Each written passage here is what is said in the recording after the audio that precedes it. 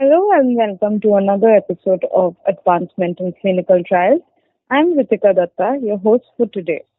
I'm someone fascinated by how algorithms are quietly reshaping medical decision making. Joining me today is someone I've been eager to bring on this show, Sumanth Mayur, who holds a master's in pharmacology from lovely professional university. Sumanth, welcome. Thanks so much, Ritika. Patient stratification is undergoing a real transformation right now, and deep learning is right at the center of it. Okay, then let's start with the big picture. Historically, trial inclusion criteria have been broad enough to maximize recruitment, but that can also increase variability in outcomes, right? So, how is deep learning changing that equation? Traditionally, we cast a wide net and hoped randomization would balance patient variability. But now, as you see, deep learning can analyze complex data sets like genomics, imaging, lab results, and find patterns that flag who is most likely to benefit or respond. It's like, switching from everyone welcome to only those most likely to succeed. That reduces noise, improves signal, and can shrink trial timelines.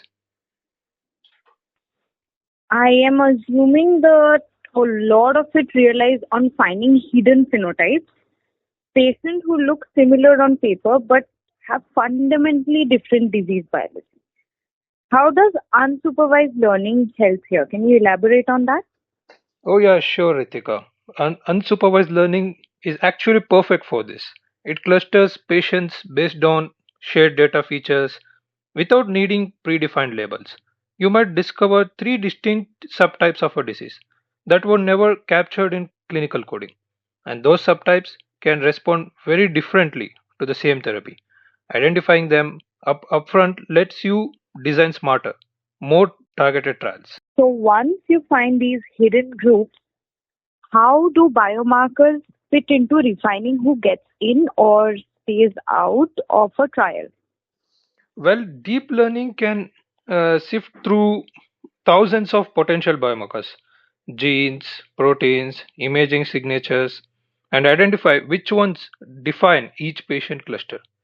Those biomarkers can then become part of inclusion criteria, ensuring you recruit the right biology, not just the right demographics. It's precision recruitment at the molecular level. Reducing heterogeneity seems to be a core benefit. Why does that matter so much for trial successes? Mm, Heterogeneity is statistical noise. If your trial population is too mixed, a drug's effect can get washed out. By enrolling more homogeneous subgroups, those most likely to respond, you need fewer patients, less time, and you get cleaner results. It's efficiency and scientific rigor rolled into one.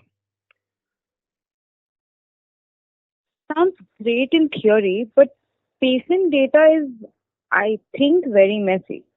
So, how are teams integrating certain multimodal data sets for these kinds of clustering? It's a major challenge, genomics, EHR nodes, imaging, they all live in different formats and quality levels. Deep learning models like variational autoencoders or multi-view clustering can integrate these heterogeneous sources into a single patient representation. The better your integration, the sharper your clusters. What about bias? If we are training these models on incomplete or skewed data sets, aren't we sort of risking unfair exclusion? Well, absolutely, you are right about that. If your training data underrepresents certain populations, your clusters might fail to capture their biology. That could lead to, exclusion or misclassification. The solution is auditing data sets, balancing representation, and running fairness checks before finalizing inclusion criteria. Could this go beyond pre-trial recruitment? Could we basically re-stratify patients mid-trial? Yes, um, Adaptive designs can use interim data to reassign patients or redefine cohorts in real time. Deep learning can also detect early signals of differential response and adjust accordingly. And moreover, regulatory acceptance is still evolving, but it's a powerful concept for maximizing trial success. Once you've got your patient clusters, how do you exactly validate that they're clinically meaningful or not? Well, we test whether the clusters predict real world differences in treatment response or prognosis, and that also means retrospective validation on past trials and ideally prospective testing in new ones. If a cluster consistently behaves as predicted, it's clinically actionable. Does this approach have a greater impact in rare disease trials where every patient actually matters? Well, I would like to say definitely, like in rare diseases, small populations mean heterogeneity, it's even harder.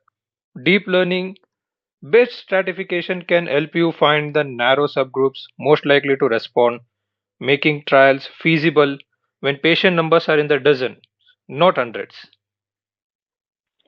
So, looking forward, does this mean deep learning will be a part of trial design from day one? What do you think? Uh, I think so. We will see integrated workflows where patient stratification is baked into protocol design. Biologists, data scientists, and clinicians will collaborate from the start, aligning biological plausibility with computational insights. It's the end of one size fits all recruitment. And to our listeners, thank you for tuning in. If you found this useful, share it with a colleague working on trial design or patient recruitment. We'll be back soon with more conversations at the cutting edge of biology, AI, and design.